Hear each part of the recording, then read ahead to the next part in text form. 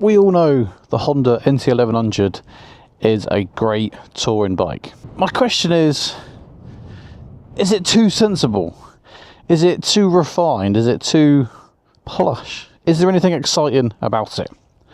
Well, let's go and find out. This demo bike from Bransons is the DCT variant along with the ES, the electronic suspension. And now suspension wise, I am just on the preload for the one rider because I've got no bags on apart from the day sack on my back. And I must say the suspension is a little bit bumpy. I hit some of these potholes and I know about it. Like, I'd have to play around with the suspension and try the different preloads and see what works better and can I refine it a little bit better. Looking at the dual clutch transmission on the NT1100, then going up and down gears, it is smooth. Whether you're using the thumb gear selector or you're just leaving it auto and letting it do its thing. My problem kind of comes when you want to give it some Barry. Like, you give it a full throttle and yeah, it does drop a gear to get going a little bit quicker. In all fairness, honestly, for the excitement side of riding, this engine setup just doesn't do it for me. I mean, it's got what, 100 brake horsepower, 105, something like that. Now I know numbers don't always mean everything, but sadly in this instance it does.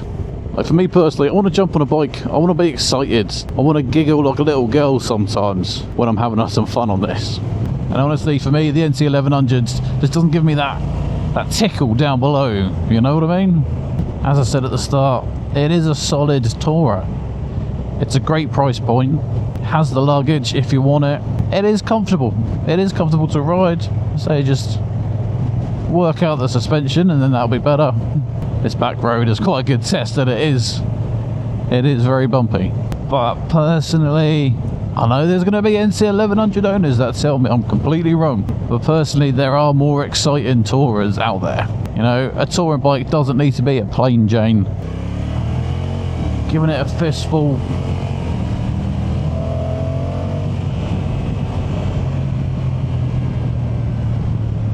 Like, it's not necessarily a slow bike. It's just not an exciting bike.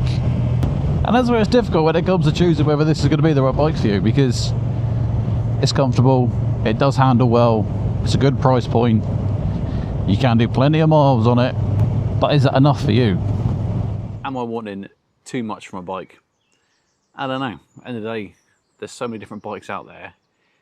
If you jump on a bike and it doesn't give you everything you need, then you just go and find a different one. And I've found over the years, with all the different bikes I've tested, that your Japanese bikes, obviously your Yamaha and your Honda, they're a good, reliable bet. Honda, I just don't look at the lineup and think that excites me. That is a bike I want to jump on and test ride.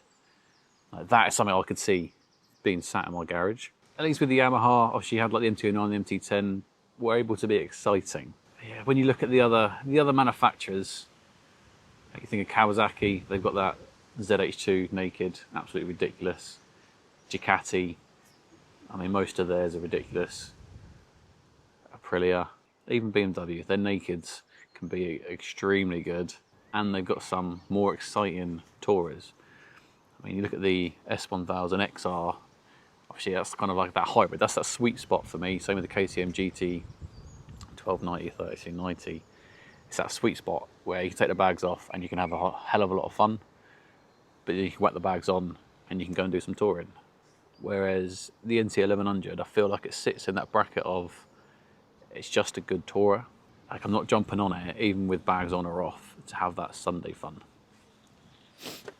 I'd like to see Honda come out with something that's just breaks the mold from your kind of typical safe, reliable bike. Give us something a little bit rogue. So I suppose the overall question of, is the NT1100 too sensible?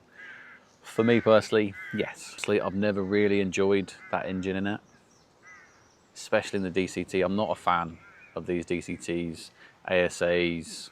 I think if we want automatic bikes, you get a scooter. Most of us don't. Most of us like having the gears, like having the quick shifter. Don't get me wrong, you don't want a bike without a quick shifter.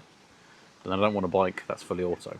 I'm still not convinced by any of these bikes from any of the manufacturers that have got the kind of semi-auto gearboxes where you've got like the finger and thumb adjusters or anything like that. The NT1100 is actually the third bike now I've tested this week that for 2026 there's been no changes to the bike itself. They just added a few colour differences in the lineup.